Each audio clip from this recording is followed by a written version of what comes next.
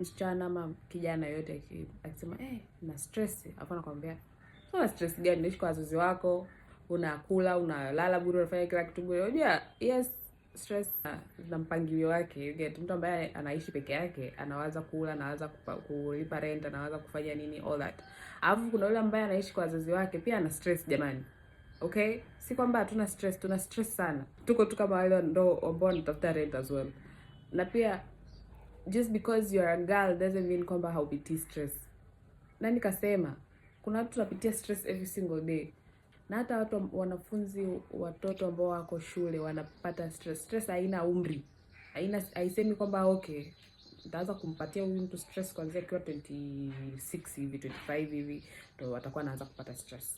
No, stress ni ya mtu yoyote, wa miaka yoyote anapata stress. Kuna stress ya exams, kuna stress ya elimu, kuna stress ya kufeli, kuna stress ya maisha, kuna stress ya kutokujua unaenda kusomea nini, kuna stress ya hujapata kazi mpaka sasa hivi uko kwa wazazi wako, like what the fuck.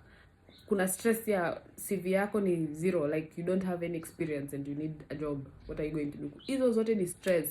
Stress haikwambia eti kwamba okay, wewe ndo unaishi peke yako, kwa hiyo wewe ndo unakupea stress peke yake. Huyu ambaye anaishi kwa wazazi wake, no stress. Huyu ataishi miguu juu. Please acheni kutuandamine. Okay? Kuna vitu vikubwa vinaendelea behind the scenes na hamjui. Msijump to conclusion. Wewe ni mtoto, wewe unaishi kwa wazazi wako, you do not have to have stress. Wewe ni mtoto, hutaki kuwa na stress. My friend, ndio maana watu wanajinyonga kwa sababu wanaona kwamba hata nikikwambia you are going to just undermine me. So why should I even tell you? Stop undermining children. Mtoto akikwambia mimi na stress, msikilize. Don't be like, oh, wewe ni mtoto unakuwa na stress gani? Una stress gani? Alafu mtu anakuja anakuambia ama ya mapenzi, like what the fuck? Kwani mapenzi ndio peke yake kwa dunia hii? Like ni mapenzi peke yake ndio yana maisha ama what? Mimi sielewi. Like make it make sense.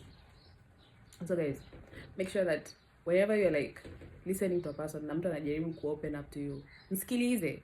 Usijicompare na yeye, wewe na yeye. Don't do that. Ndio maana watu they don't open up. Na baadaye mnaanza kusema tukua tunajua. You knew, it's just that you ulipotezea. Alitry kukwambia lakini hukutaka kusikiliza. Okay? Kai. Anyways, see you the next time guys.